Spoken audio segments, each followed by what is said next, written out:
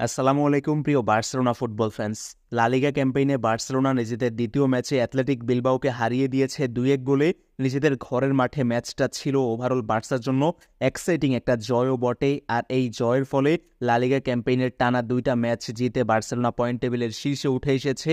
সত্যিকার অর্থে অনেক অনেক দিন পর বার্সার খেলার মধ্যে একটা পজিটিভ ভাইব খুঁজে পেয়েছি, যেটাকে আপনি পজিটিভ ইনটেন্ট কিংবা ইম্প্যাক্টফুল একটা পারফরমেন্স হিসেবেও কাউন্ট করতে পারেন।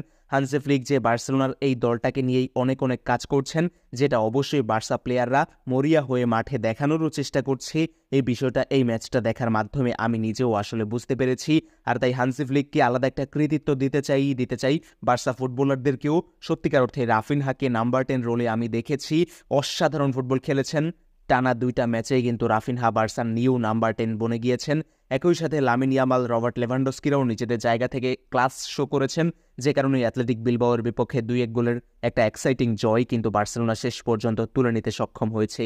ম্যাচের শুরু থেকেই একেবারে আক্রমণের পসরা সাজিয়ে বসলেও ম্যাচের 24তম মিনিটে লামিন ইয়ামাল একেবারে একক নৈপুণ্যে টি বক্সেরও বেশ খানিকটা বাইরে থেকে অসাধারণ একটা গোল করেছেন। যদিও খানিকটা ডিফ্লেকশন ছিল, তবুও ইয়ামালের শটটা গোলপোস্ট বরাবর থাকায় শেষ পর্যন্ত গোলটা ইয়ামালের নামেই কাউন্ট হয়েছে।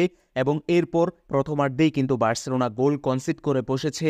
42তম মিনিটের সময় একটা পেনাল্টি কনসিড করে বসে, যেখানে পাও কুভার্সি ফাউল করেছেন ডি বক্সে এবং সেই পেনাল্টি থেকে স্যানশট গোল করেছেন। অ্যাথলেটিক বিলবাওকে সমতায় ফিরিয়েছেন এই গোলের মাধ্যমেই তিনি।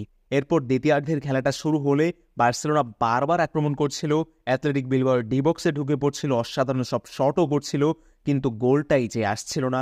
বেশ কিছু শট প্রতিপক্ষ গোলকিপার ঠেকিয়ে দিয়েছেন, যেমন ঠিক তেমনি রবার্ট লেভানডস্কির 2টা শট তো এই দিন ম্যাচে দেখলাম পোস্টে লেগে প্রতিহত হয়েছে।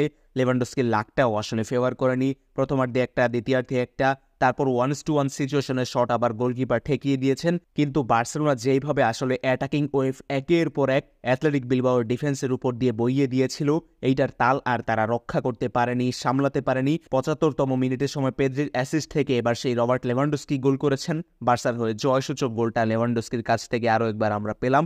2-1 গোলের এক্সাইটিং জয়ের গোলের হিসাবটা এখানেই শেষ হয়েছে, কিন্তু এর বাইরেও ম্যাচের অনেক হিসাব নিকাশই বাকি।